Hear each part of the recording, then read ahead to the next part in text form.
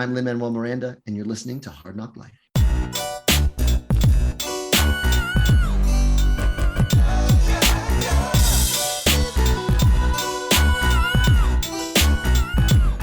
Well, it's the NOC in full color, you see me? The Hard Knock Life, comics, movies, and TV, yeah. Pop culture with a different perspective. Hi, welcome to Hard Knock Life. I am Brittany Monet, and today I am not by myself, but Keith is back, and he thought his voice wouldn't be recognizable, so that's why I'm doing the intro. I don't know. Does this sound like me? A little bit. Like, I know it's you, but I can tell you're sick, you know? I feel like I'm talking through one of those, the little device on their throat. Yeah, I get what you're saying. For me, it doesn't sound like that. Maybe it sounds like that more in person, or maybe to other people listening, it might. But yeah, for me, it doesn't sound that way. Okay, well, that's good. So yes, I've been out with COVID. So shout out to you, Brittany and Dominic and Nate and Vanessa for holding it down for the last few weeks. I'll just say COVID sucks. Oh, I'm so sorry. I thought, most people get COVID and it's like they're fine after 5 days. I don't know what nasty strain I got. I was knocked out for 2 weeks. And I'm still not, like, this is what I sound like now, right? I'm not even, maybe in my head I sound different. Like you said, over the recording, it sounds normal, but. I mean, I can tell it to you, and maybe listeners too can tell it to you, but you're just like, you sound a little under the weather, That's all. Okay, that's all. Well, that's good. So a lot of things happened since I've been out, and I know that you guys covered a lot of stuff. I'll tell you what I've been catching up on since I've been sick with COVID and doing nothing but watching TV for 2.5 weeks. I haven't I have not started Sandman yet, and which I want to, but since my mom said she wants to watch it, it's like another thing that I gotta kind of wait for. I've been catching up to Westworld, which I think I just need to watch like the last 2 seasons of the new season. Yeah. So that's kind of like what's going on with me. I haven't watched I Am Groot yet. I want to. Yeah. I was just like, maybe I'll wait a little bit. Yeah, I got Westworld backed up on my DVR. I still DVR Westworld, and I could just watch on HBO Max. But I did, you'd be proud of me. I did finally catch up on all 3 seasons of The Boys. Yes. And now I know what everyone's talking about when they when they share those like deep memes or talk about Herogasm or whatever, or Homeland. Here's the thing. Like, I don't understand. Well, I do understand, but like watching being on the internet and you can kind of tell like Homelander's a popular character just like being on the internet, but like after watching the show, like who the fuck wants a Homelander action figure? That dude is an asshole. He is. He definitely is. And I feel like it's because that's how many people actually view Superman. Yeah. What I mean? I think that's the problem. People view Superman as what Homelander does, even though like there's some people who are like, oh yeah, it's an evil version of Superman. Like, who say that. There's people who say that, and then there's people who are just like, that's how I view Superman. So it kind of makes you like, oh, maybe Superman hasn't been in the best light the last. Well, that's the thing, right? It's here. I think so many people, and even Zack Snyder suffers from this. Like, they feel like the only way you can tell a Superman story is he's a giant asshole with all the powers that would destroy humanity, right? Because like Invincible is that. Like Omni-Man is, this kind of like Superman character that has no control over. And our good friends at the fucking Do It Cast, Jamie and Brandon, had an episode a few weeks ago where they talked about like what they would do with the DCEU Superman, and their idea is like he's this powerful god who like would go crazy and you need to stop him. And I'm like, that's the fundamental misreading of Superman. Like Superman in particular, right? Like, people forget his greatest superpower is not flight or heat vision or X-ray. His greatest superpower is his like love for humanity. Like, as powerful as he is, he would never lose control and subjugate the people of Earth. That's what makes him so special.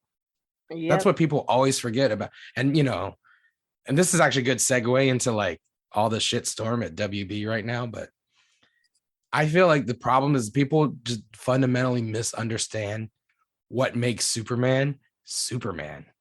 Yeah. And that's why like Homelander is popular and Omni-Man and like even the DCEU, like people just think of him as this like all powerful god, and they forget that he's also like the salt of the earth kid from Kansas. Yeah, no, I agree. And I feel like, yeah, like I said, that's why I feel like a lot of people like Homelander. And then there's people who just like obviously he's a character that you love to hate Right. too, Yeah, which makes him really popular. The Deep is so dumb, but I love him. yeah. Even though he's like basically a rapist. That's Yeah. terrible. I know it's so terrible. Right. It's like he's a rapist, but like he's like out of the guys who are supposed to be bad, he's like the And most and that's like I mean, I think the interesting thing about The Boys is that like everyone's bad on that show. Even the good guys, like Butcher is yes. bad. You know what I mean? The only character, I think my favorite character on the whole show is Mother's Milk. Oh, I love him. Yeah, Mark, and I'm glad. Like, are you familiar with the comics at all? No, but my brother, he's been reading the comics since like Yeah, he watches the show too. So yeah, he tells me how certain things are like different. I'm glad that like he's not like his character in the comics is a little fucked up, Uh-huh. and I like the humanity that the actor Laz Alonso brings to the character. Mhm. I love his T-shirt collection. That's probably my Oh favorite yes, he has a aspect of great t-shirt Mother's Milk. collection. But anyway, yeah, that's The Boys. I'm all caught up. And the premise of that show is that like all superheroes suck. So I mean, I get it that's kind of their take on the whole thing. And I'm not expecting that. Of course, yeah, Homelander can be an asshole. My problem, I think, is with people who want that to be how they depict Superman. You know. Yeah. And it's like it's almost like it's the whole point of Homelander and those kinds of stories like Brightburn and Invincible is like these are perversions of what Superman is. Like we don't need that in an actual Superman story. You know what I mean? Exactly. Yeah. Speaking of Superman, I know you guys covered, like I said, the shit show that is Warner Brothers Discovery. Mm-hmm. This week it came out that, yes, they canceled Batgirl, but there are like 3 options with the Flash that they're contemplating right now. Did you see that story? Yeah, it's like one is like just not having Ezra involved in any of the press tour, I think. Yeah. And then Which will be hard since he's like the main character and he plays like 2 roles in the whole movie, but whatever. yeah, it's like it was that. And then I know the very last option though was like just not releasing it to theaters and just releasing it on HBO Max. And then Oh, I thought it was just like don't release it at all.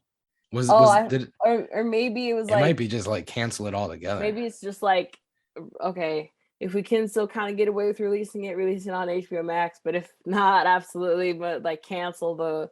I think that was the last one or something. Last But there resort, was a right. couple of like. Well, the other option I think is get Ezra Miller help, like have them go through therapy and then like do basically like a mea culpa press tour. Yeah. Which I don't think is gonna. And then that's not something you can just like go to therapy and like, sorry, I groomed people and started a cult. And you know what I mean? Like, I don't know that you can just mea culpa like, your way out of the kind of allegations that they have against them. And like beating up people and breaking into places and robbing. Like it just, there's so much that they've done that it's just like, how it really baffles me that it's like they still want to move forward with that movie in some capacity, but then Batgirl and the other projects that they had are the ones that got yeah. Well, and you guys talked about this. Like, the whole Batgirl thing is also like just a cynical thing because, like, I think Vanessa revealed last week it was a tax write-off. Yeah, like the reason they canceled it was because they could save more money. Even though they spent $100 million on that movie, they would still save more money in the long run by not releasing it because it would be a tax write-off. And that to me is what makes it so shitty. Like, and it's our fault for like forgetting that Warner Brothers is a giant fucking ass corporation, right? Like, of course they're going to act like people were mad about that slide that, female skew versus male skew and genre dumb versus fan. And like, but you got to realize like that's corporate speak. Of course it's going to be like dumb and sexist. That's just how corporations talk. You know what I mean? And I think we forget that sometimes with like, at the end of the day, DC is run by a mega corporation, just like Marvel's run by a mega corporation. And when you see investor calls, that's investor call bullshit. It's always going to sound like that, And anyway, the fact that it was a tax write-off, I think, is what makes it just hurt more because it reminds you that, like, at the end of the day, this is all just like commodities and consumerism for mega corporation businesses, and not about like the artistic license of creators, Yeah, and I mean, there's people who I know have been saying that for a while, like, hey, they're just like putting out the next new product that they think people want, and not necessarily, you know, actually trying to create something. And then it goes back to the, you know, think about how many people who are trying to make indie projects and stuff aren't getting their funding. And then, like, you know, a movie like Batgirl, you think would at least go forward, and then it completely is going to be shelved as like a tax write-off. So it kind Yeah. of sets this precedent that, like, if something like, you know, Batgirl starring Michael Keaton Right. is gonna get, you know, shelved as a tax write-off, what do, like, you know, indie films, like, what are, you know, it makes it even harder for them to get the backing and, like, to be able to put out stuff and to have, you know, because people who complain like, oh, Hollywood doesn't do enough original stuff, well, Right. it's just like this weird, like, well, people don't support the smaller films, and it's because they think that general audience won't watch smaller films or the indie films, and then but they don't market them. So it's like this very, like, so many different factors, and it, like, goes around in a circle, because it's like, it's just, yeah, it's so it's frustrating. How fucked up will it be though if they do end up canceling the Flash for all of us old Michael Keaton heads who are so excited for 2023 to be like the triumphant return of 89 Batman, and like both projects he's supposed to be in get shelved. That's so fucked up. It would definitely suck, and I don't know. I feel like they should at least do something where people can still see Batgirl. Well, that's the whole point. Like the fact that they use it as a tax write-off means that they can't release it. You know what I mean? know. Because as soon as they release it, they can't write it off. I was actually thinking, like, what is a creative way, other than, of course, like I think you guys are hinting at, you know, somebody at Warner Brothers, please leak this shit. But I wonder if they could release, like, you know, Abdi and Bilal's cut of Batgirl, and it would be a different project. It wouldn't be Batgirl. You know how like Zack Snyder's Justice League is a different project from Justice League, right? Yeah. Maybe down the line, maybe a year from now, they can release the Abdi Bilal cut of Batgirl, which would just be the fucking movie. But not actually, not the Batgirl movie that got written down. You know what I mean? I don't know. I don't know if that's It's hard to do that because I don't think they had hit the editing room quite yet. So that, like, well, I thought it was edit. I thought they were just working on like VFX at this point. oh, well, Yeah. then, yeah, I don't know. But like, if it's edited, then it's hard because sometimes, like, not every situation is going to be like Zack Snyder and maybe a few other directors. Sometimes, right. Yeah, I mean, I was just trying to. I mean, I get what it's you're not going to saying. happen. But I'm just. But for me, I mean, I don't even think that directors would like. Because here's the other thing about this move: if you're a different director or a different act, you know, would you even trust working for Warner Brothers at this point? You know what I mean? Like, I wouldn't. that they would just, like, you know, not only usually it's the green light. Like once the movie gets green lit, it's gonna happen. It's gonna be released in some fashion. You know what I'm saying? It's like it's always hard for the green light to happen. But once the green light happens, it usually means the movie's gonna come out, even if it's a shitty movie. It's like Morbius fucking came out. The New Mutants came out. Like, those movies were in development hell for years, were finished for years, and just sat on the shelf. And they were eventually released. Even if they were shitty, they were released. The fact that Batgirl won't ever be released just because of some fucking tax bullshit. If I'm a director, I'm not gonna come. Like Christopher Nolan got pissed at Warner Brothers for releasing movies on HBO Max, so he left. Right? You think this is gonna make him come back? You know what I mean? You know, so like it's not at all. And despite certain things that sometimes Nolan says, that makes me like, I get with the times, but like also like he is a great director. Like I'm not gonna say that he's not talented. Like that's stupid of me to say that he's not talented, but like it is definitely a problem for, I feel like, so many other directors. Like, I don't know, even though they're saying, oh yeah, you know, like Peacemaker's fine, and you know, but this who knows? Who knows? And it like, I mean, the fact that the Batman 2 hasn't been green lit yet, you know, did you see that? There's no official green light for Batman 2 yet.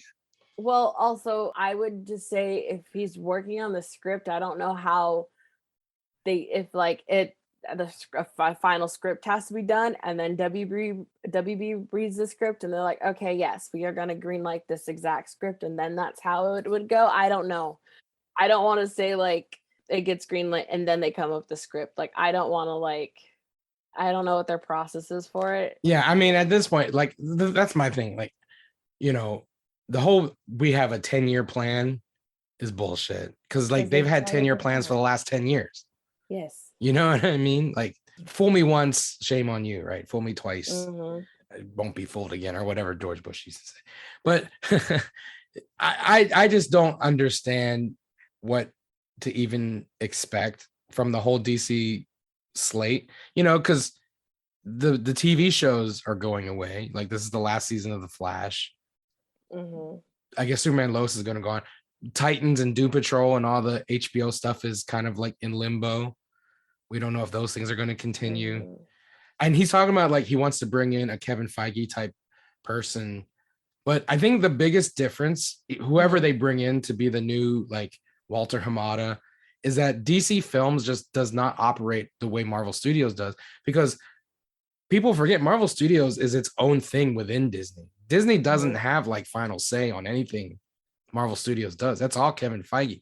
But the way DC operates is that there's always, I mean, like what's happened now, there's always decrees from on high that affect what happens with DC. Like, for as much as I dislike the Zack Snyder stuff, had they let that stuff play out, whatever. But the soon as something goes wrong, someone from on top is going to come down and say, no, we need to change this.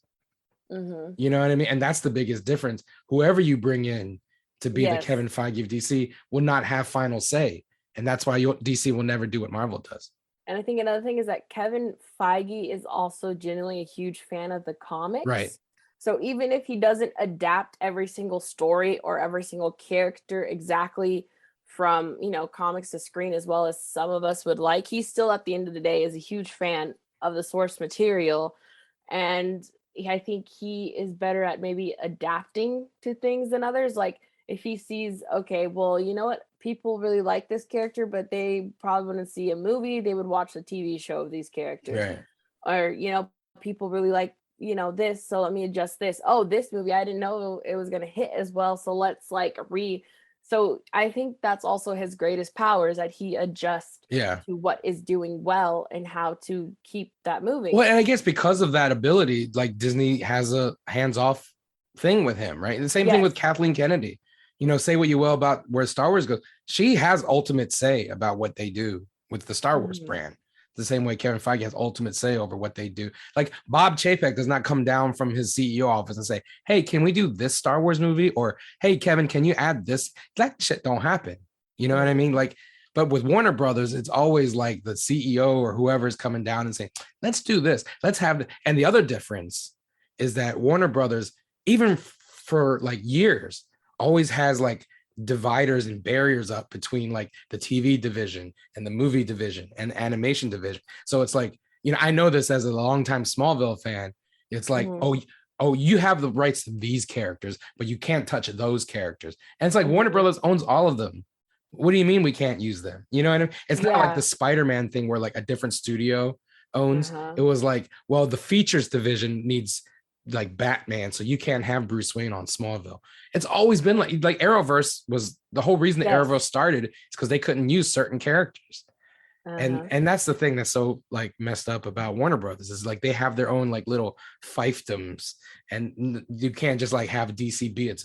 If they were to like just like shoot DC off to its own studio, let them do whatever, then there may be a better chance that they can emulate what Marvel's done.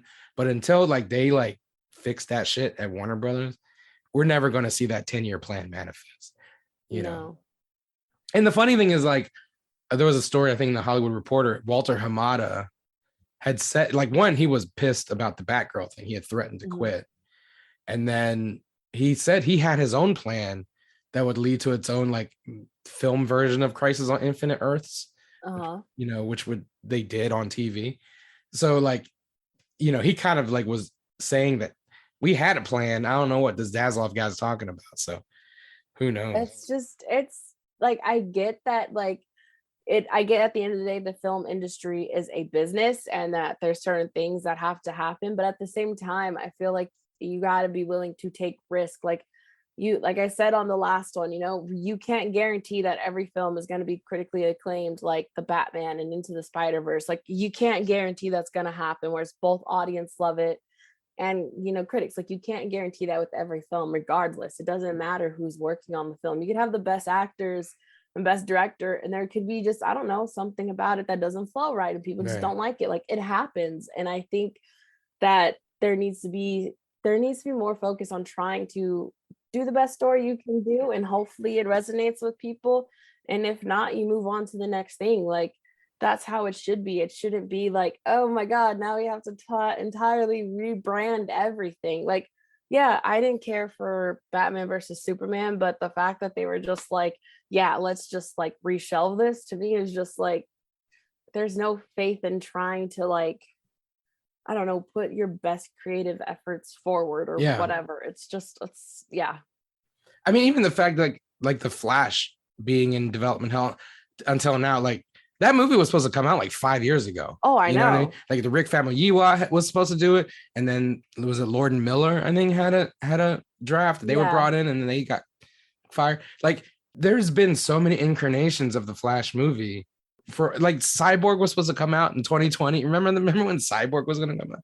Like the funniest shit is that like I think it was the 2016 Comic-Con, and they had like the directors panel, and it was Zach and Ben Affleck and Rick Famuyiwa, Patty Jenkins and David Ayer. And like of that group, only Patty Jenkins is still around. You know what I mean? Yeah, but even then, it's like, are we even going to get a Wonder Woman 3? Because Wonder Woman 2 was terrible. Yeah, you know? no, So I mean, it's just like, and not that I feel like, oh, let's take away Wonder Woman 3 from Patty. That's not at all what I'm trying to say, but it's just the way that the model seems to be going for them. That's what it looks like. And it sucks, because I really did love the first Wonder Woman. oh, and and I think the other thing, I mean, I think Henry Cavill is still a great potential Superman. I feel like the problem is he's never really, going back to our original conversation, he's never really played Superman the way Superman should be portrayed, right? Because again, it's the Homelander aspect of Superman where he's, and this is the main reason as much as I like the Snyder Cut, I'm not going to lie, I like the Snyder Cut. I'm glad the Snyder Cut is the last word though, because people talking about restore the Snyderverse. My fucking problem with Justice League 2 and 3 would be that the whole premise of 2 and 3 is Superman's an evil tyrant, and we don't need that. You know what I mean? Like, anyway, I would love to give Henry Cavill like an opportunity to play proper Superman. I feel like though at this point we should just start over. Don't you think? Yeah. Like recast Wonder Woman, recast Batman, recast Superman. But here's the problem though, is like, but Jason Momoa, I think, is still like, and he's still kind of like quote unquote in his prime. Like he hasn't aged out of the role. You know what I mean? Like he could. So it's I don't know. It's a weird place to be. And then like Robert Pattinson really was fantastic. So yeah, like well, here's the thing. Like this 10-year plan. Like, do you think they should do a connected shared universe? Because the funny thing is, after like the first WB Discovery announcement that they've made since this whole debacle was announcing Joker 2, which is not set in any shared universe, which is its own, which is not even going to be tied to the first movie, because it's going to be like a musical with Lady Gaga. You know what I'm saying? Like, which I'm excited for. I'm so excited, right? I mean, you know how I feel about musicals and Batman characters. Come on, this is like my dream. And the thing I love the most about Folie à Deux is that it's pissing off the people who love the first movie. Same. Like the type of, like, if Joker movie was your personality, you know what I'm saying? You hate this announcement, and I live for that. Give me more. I'm so excited that all these like incel bros are pissed off that Lady Gaga is doing a musical version of Joker 2. That's my favorite aspect of this whole thing. Me too, but yeah, I don't even know if they're going to do a shared universe, and I just feel like so many people want to copy what Marvel has doing, but they're not taking the actual like care and consideration and steps that Marvel has done to get to where they are. Like, especially because like we all know, they started off with characters that were, considered to, B-list, B-list to general audiences. So, like they had a whole different, uphill battle versus, you have the whole entire access to all of your characters. So there's no like reason why you shouldn't be able to do something, even if it's not a shared universe, like to have so many different cohesive films. Like if you want to do, hey, I think these group of characters would be great for a shared universe, and then maybe these characters, like whatever, but like, yeah, that's cool. I mean, I could see like, give yourself the space to do multiple storylines. You know what I mean? Like, because Yes. clearly Joker is a big hit, like that universe. And that movie Yeah. grossed $1 billion. It grossed $1 billion on like a 40-50 million dollar like budget. That's crazy, right? Yes. And then won like a whole bunch of Oscars. Like that movie's got prestige. Say what you want about the movie, that movie's got cachet. So Yes. you want to continue that universe, fine. The Batman's the same, made $800 million during a pandemic, and there's a Penguin show kind of spun off of it. You could do a second film, like have that be its own universe. You don't need to like bring in Robert Pattinson into like, what. And then, in that case, you could bring back Ben Affleck, Henry Cavill, and Gal Gadot and continue that storyline if you want, right? Like the DCEU. It doesn't have to be the Snyderverse, but it can be like, you want to bring them back. I think the audiences are sophisticated enough that they can separate, like, okay, this is one storyline, like the Matt Reeves verse. This is the Todd Phillips verse. That's the, I guess, like version of the Snyderverse, right? And then there's like Superman and Lois still on TV. So like we are in a different world now where we can like hold multiple kind of storylines in our head, and we understand as fans that these don't have to be connected in any type of way. I think you could do something like that. I think there's just too much like wanting to hold audiences' hands too with stuff like yes, there are people who do unfortunately lack media literacy. Like that's just the truth. There's people who do lack that, and you're just like, I don't understand why, but as a whole, I think having that mentality towards like every single audience member is going to be a problem, and it's going to get you in situations where people just either aren't vibing with it at all, or it's not doing anything different or special. And that's the problem. They like feel like they need to hold the audience's hand, and they got to do whatever is like the cool poppin' thing, instead of like, hey, let's actually make something that's good. Like just Last word on DC stuff. There was an article in Vanity Fair, I think, this week about Black Adam. Did you see any of that? Yeah, that like The Rock had said that he didn't want to be a part of the Shazam movie, so that like they could kind of have it. Which I honestly like. I know some people like, oh, The Rock is just trying to come and like take over, like because he tried to do that with the Fast and the Furious. Like I saw some people say that. But for me, I'm like, no, I actually like that you get a Shazam movie and you get that origin all in one movie for him. And then you have Black Adam separately, so that like, the Marvel universe, when it is time for them to go up against each other, you have more emotional stakes invested in it. Like it makes sense to me.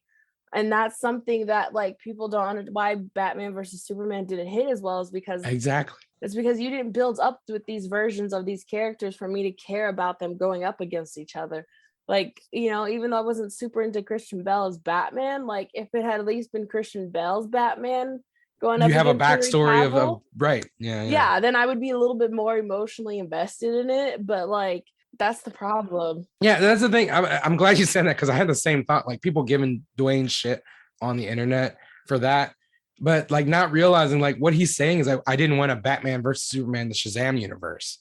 Yeah. Right. And then so like what I think people were taking out of context when he said I didn't want to, what was it, like something about like I didn't want to diminish or something the character, and he meant both, right? Because if you try to shoehorn Black Adam's origin and Shazam's origin in the same movie, you're going to sacrifice both characters. So because people were giving Dwayne shit about, like, they forget he let the Shazam movie come out first. I mean, if Dwayne was being this asshole, like alpha male, who's like, no, it's all about my movie, he would have been like, let's do the Black Adam movie first. And you know what I'm saying? Like the Shazam movie came out first. Now we're getting a Black Adam movie, and we're getting a second Shazam movie. Like by the time they actually do like face off, it'll be at least 3-4 movies deep. Isn't that what people have been saying that DC should be doing with their universe? Exactly. So yeah, all the people giving Dwayne shit, step off. Yeah, I mean, even if he is saying that for selfish reasons, but like creatively too, it just makes sense. Yeah, to me, because like that's what they did with, you know what I mean? They had so many movies of all the different characters, before we got to Captain America Civil War, that you actually did have like stakes in being Team Iron Man or Team Captain America. Like it mattered because we had seen these characters, for like at least was that 8 9, 10 films by then. I don't know. Yeah. You No, know I what mean, that mean? was Like- always like, you know, the argument. If you remember, Civil War came out the same year as Batman versus Superman, right? Uh-huh. And it was almost proof that like that's how you're supposed to do it, you know, like people, because again, it wasn't just and this is what some of the like the recast T'Challa folks forget sometimes. Mhm. It's not just the characters. Like Yes. if they had recast Chris Evans in Civil War, that movie would not have been as powerful. No. Right. But would still Iron Man versus Captain. No, it's not, because what people wanted to see was Robert Downey Jr.'s Iron Man versus Chris Evans' Captain America. Right. Exactly. That's why Yes. Batman versus Superman didn't work as well, because it was like, okay, we met Henry Cavill one movie ago, but who the fuck is this Batman? Exactly. You know, we don't know who this And- Batman is.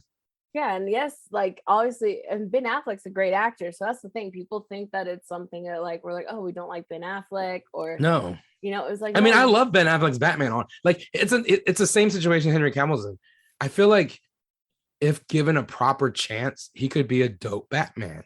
Yes. He just was never given a chance because he ain't Batman in that first movie. Sorry.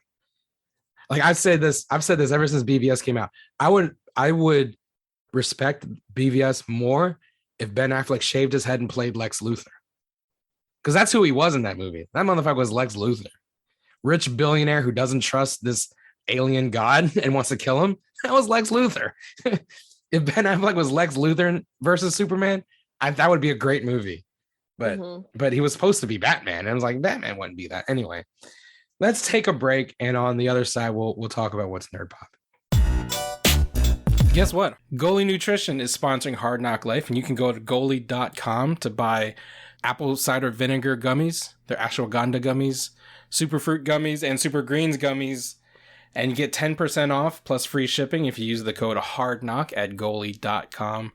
This is honestly, I've been taking the goalie gummies now for a couple weeks, and I have to say, they're tasty and they're good for you. Have you guys been enjoying the goalie gummies? I really like them. They're yummy, but it's a nice to add to my like routine of already like I normally take just straight vitamin C, so it's nice to have like extra supplements. For a long time, people have praised the benefits of apple cider vinegar, and you know, as someone who's had to like drink straight apple cider vinegar sometimes when I'm not feeling well, or you know, I have some joint pain, and your mom is like, drink some apple cider vinegar. It's not the most appetizing home remedy, let's just say. No, Right. it tastes horrible. Like So the apple cider part is like, ooh, does it taste like apple cider? And it's like, no, it tastes like vinegar.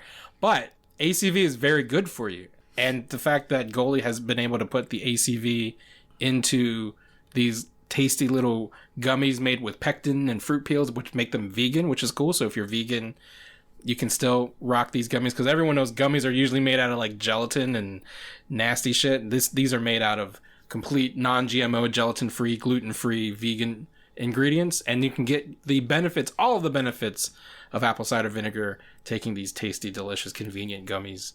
So go to goalie.com and use the code HARDKNOCK, that's HARDNOC, just like the podcast you're listening to. Get 10% off your purchase of Goalie products and free shipping. It's a much better delivery device for that apple cider vinegar. Yeah. These Goalie gummies are great.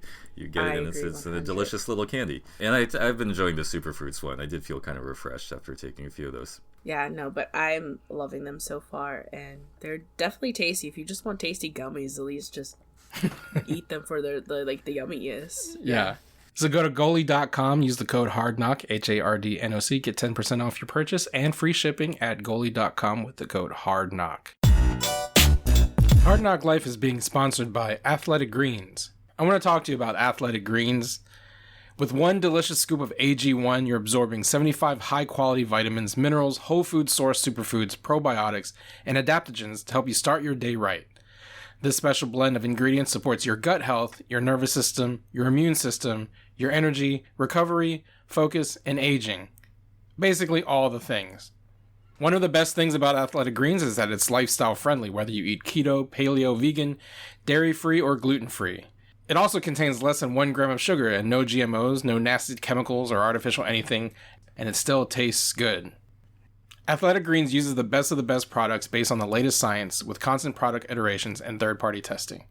Right now, it's time to reclaim your health and arm your immune system with convenient daily nutrition. It's just 1 scoop in a cup of water every day, that's it. No need for a million different pills or supplements to look out for your health. And to make it easy, Athletic Greens is partnering with Hard Knock Media to give you a free 1-year supply of immune-supporting vitamin D and 5 free travel packs with your first purchase. All you have to do is visit athleticgreens.com/emerging. That's athleticgreens.com/emerging to take ownership over your health and pick up the ultimate daily nutritional insurance. I haven't had a chance to do the nerd popping in a while, but before we go into what I've been doing since I've been COVID sick, what's nerd popping with you, Brittany? So for those who follow me on Twitter, saw my tweets, but I finally watched a Day Shift, which is the Netflix original film with Jamie Foxx, Dave Franco, Snoop Dogg. There's a couple other people in there. I can't think of it. It's a vampire movie, right? Yes. So it's a vampire movie about Jamie Foxx, who basically he hunts vampires during the day. Yeah. Is there like great value Blade movie? Is that what this was? It in a way, but he's not. He's human. Oh, okay. He's 100% human, and he hunts vampires. And he used to work for like a union that like actually like had like people who were vampire hunters, and he used to work for them, but he doesn't. So he's kind of like does his own thing, and he's in a situation where he needs to get some money to kind of help out his family. So he's trying to like he's trying to get back into the union, and the only way he can is if he has Dave Franco, who's supposed to be like a union rep, following him to make sure he's not like breaking any violations.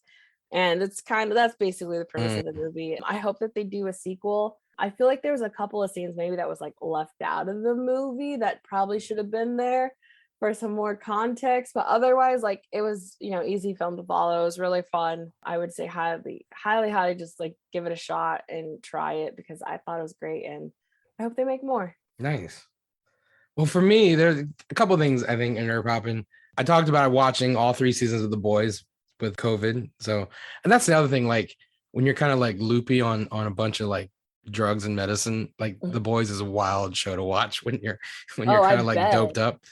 But the other show that I completed while on quarantine was Paper Girls, which is also an Amazon series based on a Brian Vaughan, Cliff Chang book. Funny enough, 6 years ago, I interviewed Cliff at Comic-Con the day after he won the Eisner for Paper Girls. And, we talked about in the interview, and I can link to it in the description below, that the book came out in this kind of like era of like, that's when Super 8 came out, the movie, the J.J. Abrams movie. Stranger Things was brand new. And it was this kind of like 80s nostalgia about like kids on bikes. And Paper Girls predated that, or at least was in like the same milieu before those things took off. And the funny, like the chatter when the show came out was that like, oh, it's a Stranger Things ripoff. I'm like, motherfucker, this came out before Stranger Things. But the show didn't come out until after Stranger Things was this huge hit. And it's not even the same type of show. The only thing that's like familiar is that it's like the 80s setting with kids on bikes. But like, this is like girls, and half of them are girls of color. There's already more like POC representation in Paper Girls and all of Stranger Things.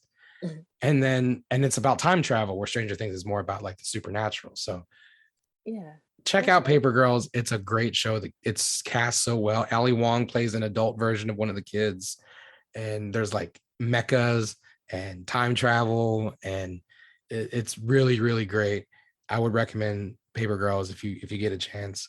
Watch it. All episodes are available on Amazon Prime. The other thing that I'll give a quick shout out to, it just debuted last night on AMC. I checked out of The Walking Dead like 5 years ago, right? Like as soon as they killed my man Glenn, same. I was like, I don't even watch the show no more. And I haven't followed Walking Dead ever since. I watched like the first few seasons of Fear the Walking Dead, and I've been checked out. But then I got screeners of the first 4 episodes of Tales of the Walking Dead, which is another like anthology series spun off from the show. And the first episode appeared last night. It starred Olivia Munn and Terry Crews. And each episode is a different story, completely set in a different part of the country, different period in the timeline, with different actors, different story. And the 4 episodes I got out of the, I think 6 episode season, I really enjoyed. And I think what I enjoyed about these episodes is that you don't need any kind of like background knowledge of The Walking Dead, because as much like there were a few times in the last few years I was like, maybe I'll get back into The Walking Dead. I'm like, well, what the fuck is going on, right? And you don't need that to watch Tales of the Walking Dead. Okay. Because it's just like they're like little mini contained stories. Like the one that came out last night, Terry Crews plays like a doomsday prepper who Mhm. emerges from his like bunker after the apocalypse, and he kind of stumbles upon Olivia Munn, who's also like a survivalist, and they go on this like road trip, and it's kind of like almost like a comedy.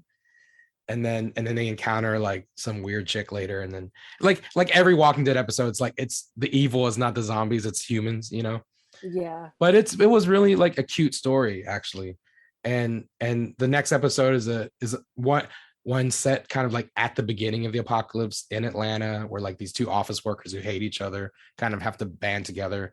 And I actually really liked that period of Walking Dead, like the beginning, the first season, where you're kind of like, my favorite part of any zombie movie is like when the shit starts turning for the first time and like Mhm. normal becomes the apocalypse. Like that's what I kind of like appreciate about any zombie movie. Like when it's like 20 years into the apocalypse and like people are just like, every motherfucker is like a, you know, Rambo, you know what I mean? It's kind of like, it gets boring after a while, but kind of seeing like, you know, like Dawn of the Dead, where like a shopping mall gets taken over by zombies, and you know, that kind of like juxtaposition of like the real world and the zombies, that to me is exciting. And so seeing episodes like that is really cool. Anyway, I'm rambling and the drugs are kicking in again. You're all good. Check out Tales of the Walking Dead. Even if you jumped off like me and Brittany, it's nice to revisit kind of like familiar world. And the casts are stacked. Like I said, Olivia Munn, Terry Crews in the first episode. Later episodes have like Parker Posey, and even if you're a fan of The Boys, A-Train, Jesse Usher is one of the stars. I love Jesse Usher, but I don't know if you've heard me talk about this, that I think was his name Lee Thompson, the one who played The Cyborg. Jet Li. Yeah, and Cyborg on Smallville. Yeah. I just every time I see A-Train, I'm like, that role would have been so perfect for him. Like that would every have. time, and it's not to like No shade to Jesse Usher. no shades to Jesse Usher at all. He's great, but like just every time I like see that character, I think of Lee, and I'm just like, it's so sad how, you know, we lost him so early, and I was just like, he would have ate that role. Like just seeing him, like, and you know, Jesse is great, but yeah, it definitely always reminds me of Lee Thompson, and I'm like, oh yeah. Well, you know, actually, I'm gonna do a third nerd pop, and since you brought up Lee Thompson Young and you know, peripherally Smallville, the other thing I've been jiving on the last few weeks is there's a new podcast that Michael Rosenbaum and Tom Welling are doing, where they're going back and rewatching old episodes of Smallville. It's called Talkville. It's so cool. Yeah, primarily because it's like gonna do that. Yeah, it was basically like what we were gonna do, but like it's so much cooler that like fucking Clark and Lex are the ones doing it, where they're going back and rewatching. So right now they're like 5 episodes deep into the first season, and you know, it's just kind of cool to see those two in particular like reminisce about Smallville. The most recent episode, they actually even bring in Kristen Crook for like a brief appearance to talk about, you know, her experience in the early seasons of Smallville. So if you're a huge Smallville head like I am, and this is actually a good bookend since we started the conversation about Superman, you know, when I talk about like people who got Superman right, even though you never see Superman in 10 years on the show, I still feel like Smallville is the best live action interpretation of Superman since Christopher Reeve. So check out Talkville if you're an old Smallville head like us. Check out Paper Girls if you're into seeing a new show that's, you know, original and fresh. And check out Tales of the Walking Dead if you want to jump back into the zombie verse and don't give a shit about like the main characters since Glenn died. Those are the 3 things I recommend. Yeah, I recommend obviously Day Shift. I haven't watched too much anything else new because I've just been all over the place, and I am, despite everything I have said about She-Hulk, I am still excited because I have always said, story-wise, they are nailing what a She-Hulk show should be. I just hope that the CGI is at least better. We're gonna talk about that next week for sure. Oh yeah, I'm excited, and I hope I won't be too harsh because, and if the only reason I'm coming off is too harsh is because I read a good amount of Dan Slott's book as well as Charles Soule's run. So for me, it's like I have a little bit more like, they better get this right. I mean, honestly, the last few, like, I know you said you've stopped watching trailers, but the last few TV spots and stuff that I've seen, I mean, I think I dig the tone, and I think Wong plays a much bigger role than I assumed the first time. So anytime you get more Benedict Wong, it's always great. So anyway, Brittany Monet, how can people find you on the internet? You can find me at Hi Brittany Monet on Twitter, Instagram, almost every platform, I think. Except for TikTok. I'm banned on TikTok.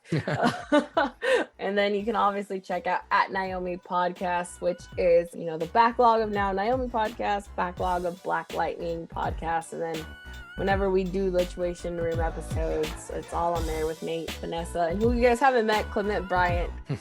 That's the only person from the Black Lightning. We haven't family hijacked to Hard Knock Life. I know. Basically, no shade to Andy. One day, Lituation Room will just be Hard Knock Life. We'll just completely kidnap all of you, and and you will just take over this show. You can find me on Twitter at @TheRealChow, _real_chow, and on Instagram at RealKeithChow. Follow the Nerds of Color at the Nerds of Color, and go to hardknockmedia.com to find this and all the podcasts in the Hard Knock family. Give us a rating and a review if you do. Go to youtube.com/the Nerds of Color for our videos, and patreon.com/the Nerds of Color to support us there. And as always, don't catch COVID. Wear a mask. Get vaccinated. Because this shit sucks. Sure does.